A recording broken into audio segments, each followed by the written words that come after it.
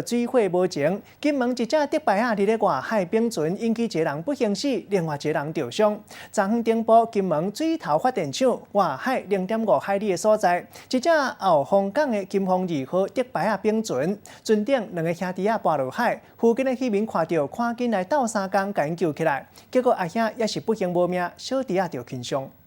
进行施救。一个查甫人肚水已经无咧喘气，海巡人员紧急赶到现场。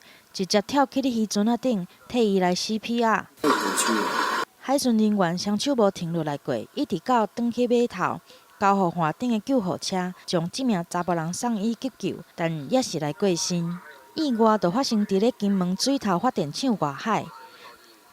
早起时4点左右，2个兄弟仔对后方港出海，可能是因为伫咧沙坝区，加上拄着考涝，所以船才来并去。 翁兄失踪，小弟好佳在掠着船顶的缆线，爬转去船顶来等待人来救，一直到7点外，才互附近的渔船仔发现救着。但是翁兄找到的时阵，都已经无喘气，送病院急救也是来过身。小弟受着轻伤，已经出院转去厝休困。今日海象不好，海象较较好啊，但是迄苦劳队啊，苦劳队迄就刷船无，刷船迄拢人咧苦劳队。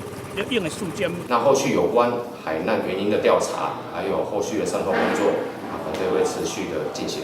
这2个兄弟仔安怎嘛想袂到，甲平常时同款出海，会来发生意外，甚至会失去一条宝贵的性命，互家属感觉真悲伤。记者综合报道。